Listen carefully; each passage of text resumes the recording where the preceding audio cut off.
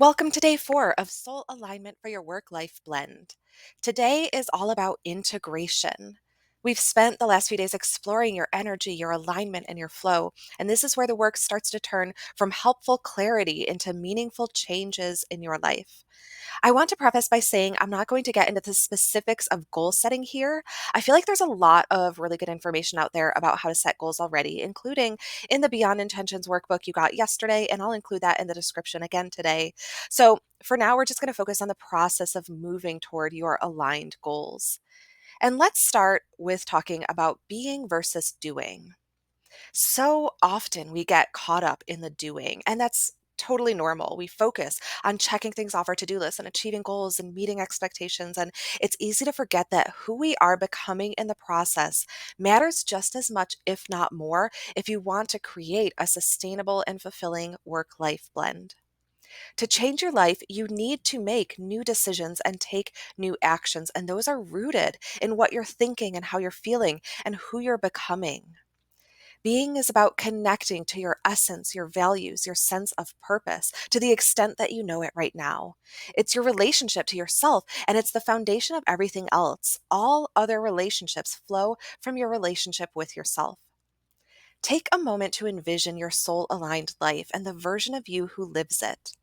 What values guide you? What kinds of things are you talking about, thinking about, reading, watching, and listening to? What are you rooted in? How are you expressing yourself in the way you dress, in your home, and in your relationships? How are you nourishing yourself in body, mind, and spirit? This does not need to be prescriptive. It's not about making a list of things you think you should do better. We're not setting resolutions here. It's just about being intentional in how you're changing and who you're becoming. We're all changing all the time.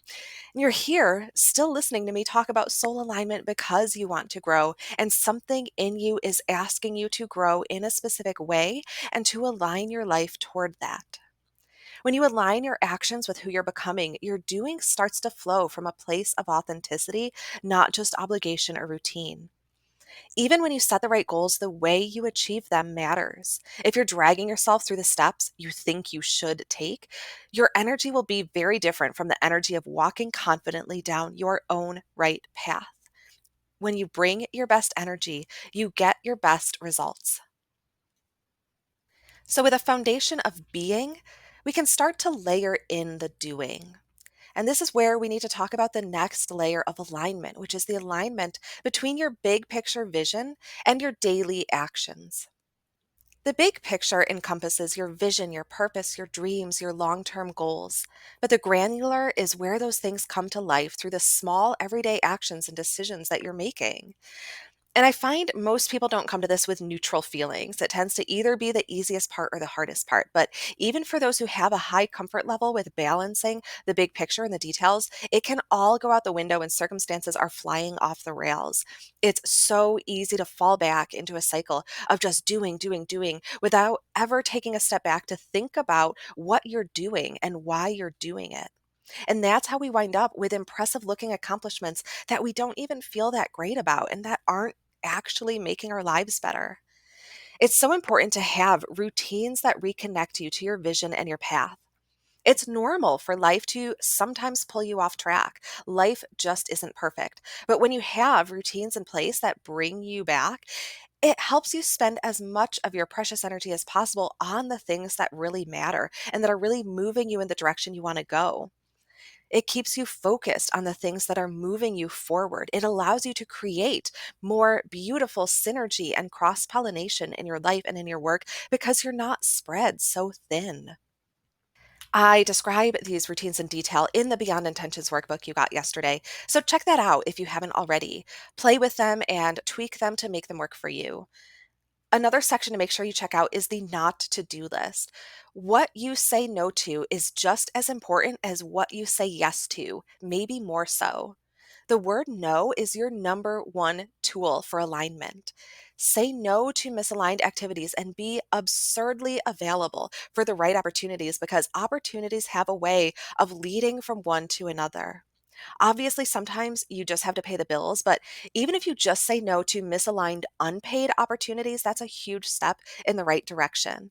It's so easy to get twisted up in these little ego snacks that look shiny but don't satisfy in any deeper way, instead of making ourselves available for wild, dreamy opportunities that fulfill us at the deepest level. Let's talk a little bit about pacing. It's so common to overestimate what we can do in a day and underestimate what we can do in a year. We look at a list of projects that all seem urgent and we want to do them all now. And not for nothing, if you have a boss, they may want you to do them all now too. And so that's really the first thing to look at. Where is the pressure coming from? Is someone putting it on you? Or are you taking the pressure upon yourself? Is the call coming from inside the house? Are you willing to let it be simple? It's so easy to get addicted to busyness. So many people aren't willing to leave any margin in their life. And you know what? I include myself in that. Every single day, I'm tempted to cram too many things on my to do list and fill every available moment. Sometimes I have restorative options on my to do list, which is a huge step in the right direction. But still, all too often, I set myself up for frustration instead of setting myself up for success. So, this is a practice, and the more you do it, the easier it becomes. Sometimes clarity takes time, and rather than waiting for the right goals and the right path, we we face this temptation to just sort of set out on a good enough goal and go for it. And so often that work doesn't even pay off, because before we get to the part where we're receiving the benefit of all that work, we reach our next level of clarity and we want to make the pivot. And we could have just given ourselves the time to get the clarity. It comes back to radical honesty with yourself. Sometimes we do have to act on what we know now. We can't wait around for perfect clarity. This is just part of the journey to build our own awareness of where we're contributing to our own busy cycle. Regardless of the source, please remember this. If the pace of your life is hurting you, that is a problem that deserves to be solved. Finally, let's talk about where it matters most to bring your best energy. Not everything in your life is going to contribute directly to your biggest goals, and that's okay. But I encourage you to reflect on where you want to invest the best of yourself. What are the things that truly move the needle for you?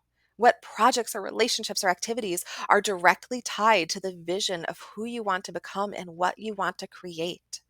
When you know where your energy is most needed, it becomes easier to let go of the things that aren't contributing to your long term goals.